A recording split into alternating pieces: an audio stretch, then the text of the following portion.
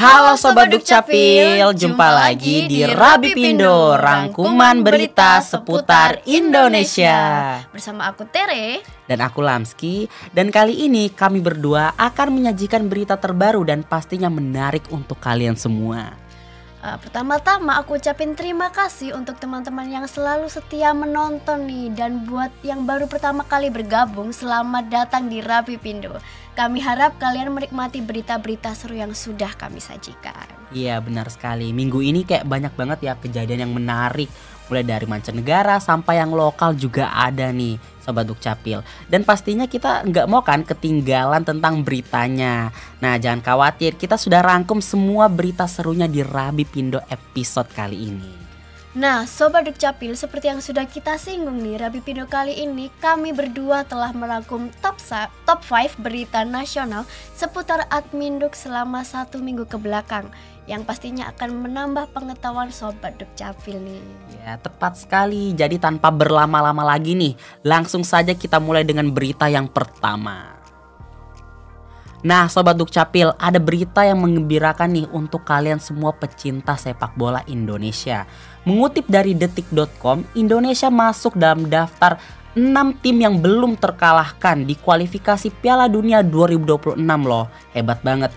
Jadi setelah kayak match day putaran ketiga kualifikasi Piala Dunia 2026 zona Asia, hanya tersisa 6 tim yang belum terkalahkan nih. Seperti Vietnam, Lebanon, India, Myanmar, Kamboja, dan negara kita tercinta Indonesia. Hebat banget. Yaps, tim Indonesia menjadi salah satu tim dari ASEAN yang lolos. Timnas Indonesia menjadi satu-satunya tim yang lolos kan, dan skuad Garuda ini memulai putaran ketiga kualifikasi Piala Dunia 2026 di zona Asia dengan hasil yang imbang melawan Arab Saudi.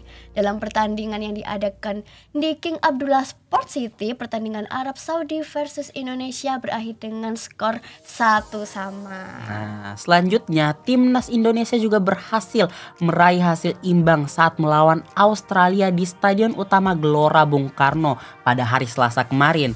Hasil ini bahkan membuat Graham Arnold mundur dari posisinya sebagai pelatih Australia. Dan setelah itu skuad Garuda hampir saja mengalahkan tuan rumah Bahrain di Stadion Nasional Bahrain pada Selasa kemarin. Sayangnya gol Bahrain di menit injury time membuat pertandingan berakhir dengan skor 2-2. Dan karena 3 kali imbang, ini membuat timnas Indonesia kini menempati posisi kelima klasemen grup C dengan 3 poin. Nah ngomong-ngomong tentang timnas Indonesia nih Mas, aku mau tahu dong pandangan Mas tentang timnas Indonesia kali ini gimana sih? Aduh, aku jujur tuh gak ngikutin bola sih sebenarnya, tapi aku amazed dan bangga banget sama timnas kita. Bener, yang jelas kita punya harapan besar ya buat timnas Indonesia. Semoga semakin banyak membawa piala-piala selanjutnya. Gitu. Semoga ya. Bener. Nah hari ini kita punya berita yang cukup mengembirakan terutama untuk masyarakat Surabaya. Surabaya baru saja mendapatkan penghargaan sebagai kota dengan layanan investasi terbaik di tingkat nasional. Keren banget. Ini pasti jadi kabar yang cukup menggembirakan nih bagi para investor dan pelaku usaha di Surabaya. Yap, betul banget. Dilansir dari detiknews.com, pemerintah kota Surabaya berhasil meraih penghargaan sebagai kota predikat terbaik pertama kategori pemberian layanan investasi terbaik dalam anugerah layanan investasi atau ALI 2024. Penghargaan tersebut diserahkan langsung oleh Menteri Dalam Negeri Mendagri RI Tito Karnavian kepada penjabat sementara atau PJS Wali Kota Surabaya Ibu Restu Novi Wildiani. Dan juga keberhasilan ini tak lepas dari inovasi Wali Kota Surabaya Eri Cahyadi yang memusatkan seluruh petugas atau pegawai pelayanan dan pemrosesan perizinan dalam satu tempat, yaitu di Mall Pelayanan Publik Siola. Wah keren banget ya Kak. Semoga dengan penghargaan ini Surabaya itu selalu terus bersinar dan maju. Amin. Nah luar biasa ya, kehadiran Mall Pelayanan Publik Siola ini memang jadi solusi dan yang efektif banget buat masyarakat dan pelaku usaha nih Kak. Benar banget, selain mempercepat proses perizinan, Siola juga bikin pelayanan lebih terkoordinasi dan terpusat. Pokoknya salut banget ya untuk pemerintah Kota Surabaya dan seluruh tim yang terlibat. Semoga inovasi seperti ini terus berlanjut nih Kak. Ya bener banget, ini jadi bukti bahwa dengan manajemen pelayanan yang baik kita bisa meraih prestasi nasional. Masyarakat juga pastinya merasakan manfaatnya langsung nih ya, dari kemudahan akses layanan sampai pada peningkatan ekonomi tentunya. Betul, pelayanan publik yang baik itu nggak hanya penting buat para investor, tapi juga buat para warga lokal yang butuh kemudahan gitu. Sekali lagi selamat buat Surabaya, semoga penghargaan ini bisa memotivasi kota-kota lain untuk terus berinovasi. Dan semoga Surabaya bisa mempertahankan prestasi ini di tahun-tahun mendatang.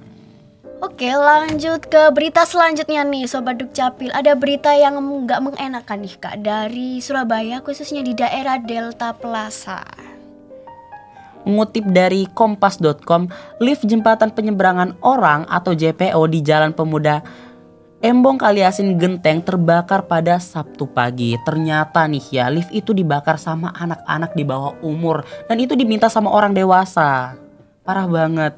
Dinra Aisyah, Humas PT Warna-Warni menjelaskan bahwa mereka mengetahui hal ini setelah menyelidiki penyebab kebakaran lift JPO di Delta Plaza Surabaya.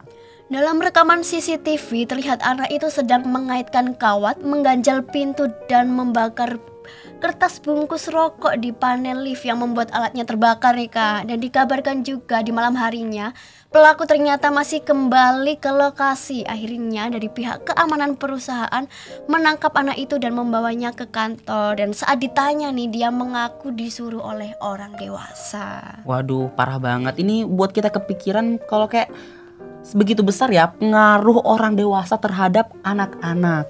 Sangat penting memang untuk orang tua dan masyarakat lebih memperhatikan lingkungan di sekitar mereka. Kita tuh nggak ingin ya kejadian seperti ini tuh terulang lagi Kak. Betul banget, semoga kejadian ini bisa jadi pelajaran buat kita semua nih. Jadi mari kita jaga anak-anak kita dan pastikan mereka tidak terlibat dalam hal-hal yang berbahaya. Aduh, pokoknya kejadian ini tuh sungguh memprihatinkan ya Kak. Kenapa ada anak-anak yang sampai terlibat dalam tindakan seperti ini? Ya benar, miris sekali melihat anak-anak yang masih di bawah umur dibujuk untuk melakukan hal-hal yang gak seharusnya mereka lakukan gitu. Iya, semoga kasus ini bisa segera diselesaikan dan pelaku dibaliknya bisa dimintai pertanggungjawaban. Dan semoga juga ya kejadian ini itu tidak terulang lagi di masa depan, apalagi yang melibatkan anak-anak seperti ini gitu. Nah, untuk berita yang selanjutnya nih Sobat Dukcapil, Pilkada 2024 sudah semakin dekat nih. Dalam persiapannya, Komisi Pemilihan Umum atau KPU menggelar kegiatan serah terima kirap maskot Pilkada serentak tahun 2024 di Kota Lama, Surabaya.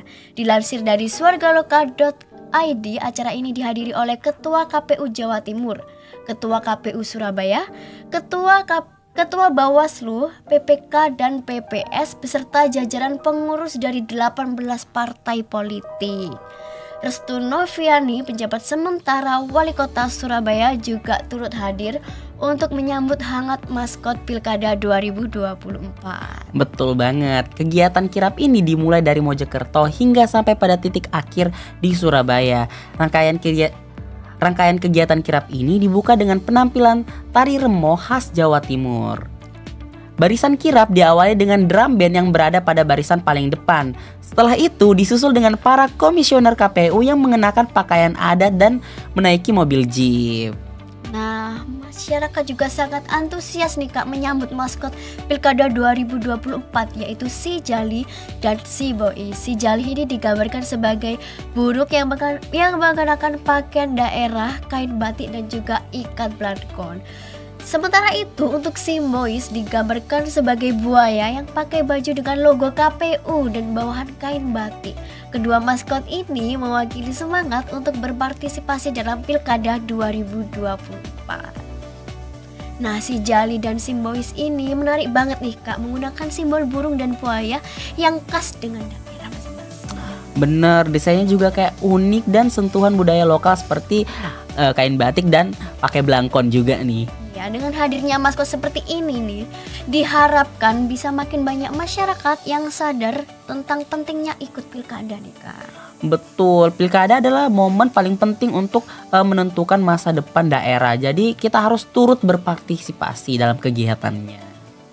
Nah Sobat Dukcapil, ada sesuatu yang menarik nih dari Kota Pasuruan. Dalam podcast Sedep bersama dengan Kepala Dinas Disdukcapil Kota Pasuruan, Ibu Siti Mariam, mereka banyak bahas tentang inovasi-inovasi pelayanan Disdukcapil Kota Pasuruan. Betul banget Ika, di podcast Sedap mereka menjelaskan berbagai inovasi yang diterapkan seperti penggunaan teknologi untuk mempermudah proses pendaftaran dan pengurusan dokumen. Dan yang paling menarik nih, mereka juga membahas bagaimana pelayanan ini bisa diakses lebih cepat dan mudah oleh masyarakat. Misalnya ada aplikasi yang memungkinkan warga untuk mengurus administrasi dari rumah. Dan di awal perbincangan, Bu Siti Mariam mengenalkan Kota Pasuruan yang dikenal oleh masyarakat sebagai Kota Madinah, yang merupakan singkatan dari maju ekonominya, indah kotanya, dan harmoni warganya. Dengan jumlah penduduk yang semakin meningkat, Disdukcapil Kota Pasuruan terus berupaya memberikan pelayanan administrasi kependudukan secara optimal. Salah satu upaya yang dilakukan yaitu dengan menciptakan berbagai inovasi pelayanan administrasi kependudukan yang dapat membantu masyarakat Pasuruan hingga menjadi lebih efektif dan efisien. Yaps, betul banget Ika. Inovasi pelayanan ini diantaranya ada Peter Pan, Pasti Daku Kawin, Pesta Terakhir, Peti Kemas, Lentera Makam, dan Lentera Bumi. Banyak banget kan ya inovasinya. Nah, buat teman-teman yang belum denger podcastnya, yuk coba dengerin di YouTube Swarga Loka.